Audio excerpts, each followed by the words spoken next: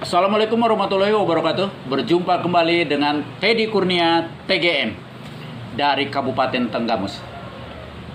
Para pemirsa seluruh Indonesia, terutama pencinta durian, saya akan mencoba mengupas sedikit, bertanya kepada salah seorang master durian di Kabupaten Tenggamus, yaitu di Siragalih adanya. Yaitu saya akan bertanya tentang apakah tanaman durian mengganggu terhadap tanaman lain, khususnya adalah di Kabupaten Tenggamus itu karena pengebunnya hampir rata-rata adalah pengebun kopi. Nah, oleh sebab itu saya akan bertanya kepada salah seorang yang melakukan penanaman durian dengan kopi.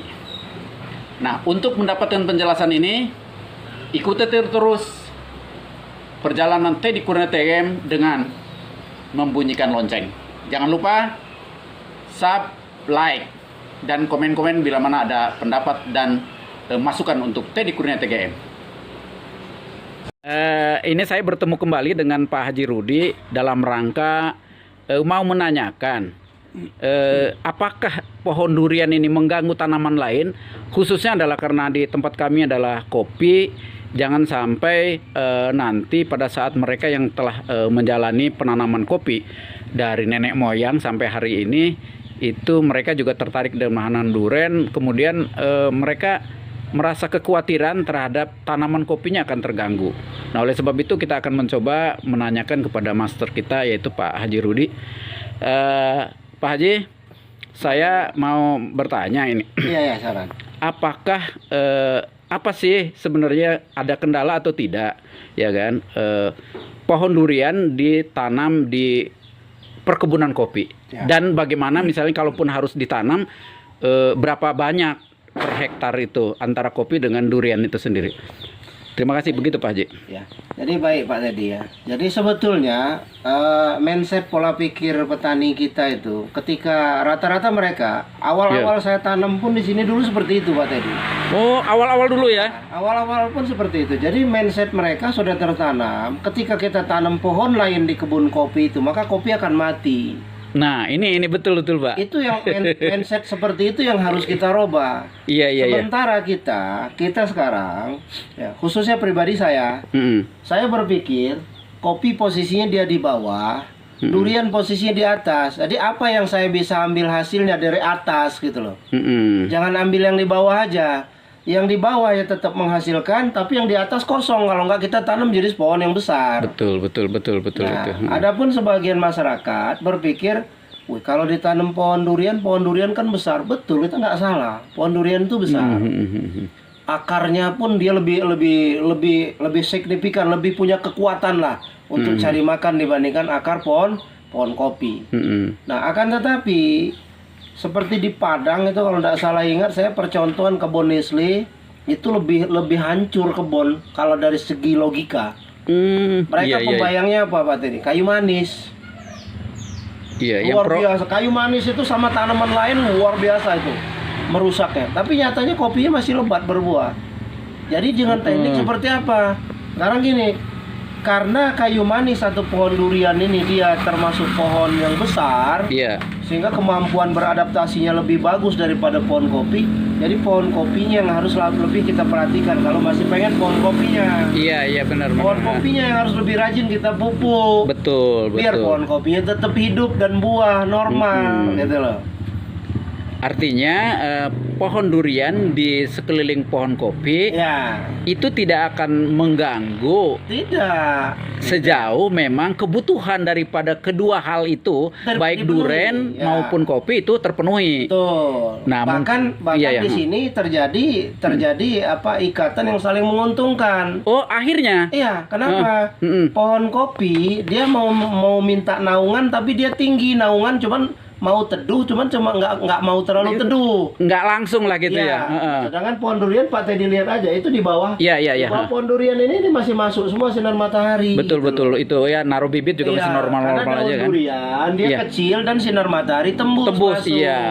Nah, makanya untuk per 1 hektar kalau kita tumpang sari Tadi ya jangan terlalu rapat tanamnya Pak Teddy. Kita bikin anggaran tanaman umpamanya 10 kali 10 itu kan jarak tanamnya. Iya. Itu sampai pohon besar nanti insya Allah tidak akan mengganggu.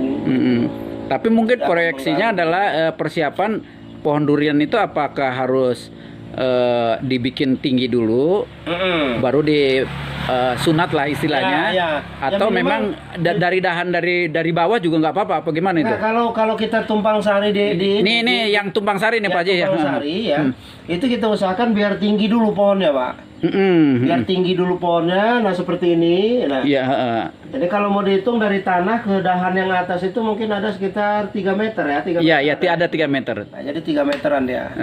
Kemudian kalau dahan kan naik ke atas, mungkin di atas 4 sampai 5 meter. Masalah nanti dia terlalu rimbun bercabangannya.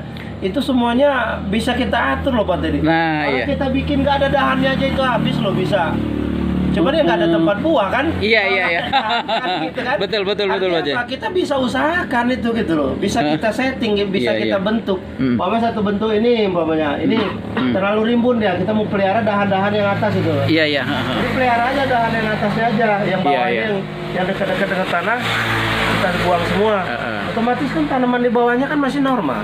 Artinya pada saat proses penanaman itu mungkin di pemeliharaan ya. Betul. Artinya apakah kita itu mau di bawah atau memang seperti tumpang sari karena peruntukannya untuk bayangan, yang di bawah kita dipangkas lah kira-kira gitu. Betul, Artinya memang tidak jadi masalah. Iya. Dan apakah ini memang yang disampaikan Pak Haji sebuah retorika teori atau memang telah diaplikasikan di kebun Pak Haji? Ya di kebun dia seperti itu. Oh iya. Di kebun seperti itu. Oh, jadi yang kebun yang sudah ada itu jarak tanam berapa? Terus dengan kopi itu hasil kopi gimana? Apa terganggu apa enggak? Jarak tanam ya alhamdulillah kebetulan agak rapat ya saya. 8 kali 8 jarak tanam. Ini memasuki usia yang ke-6 tahun sekarang.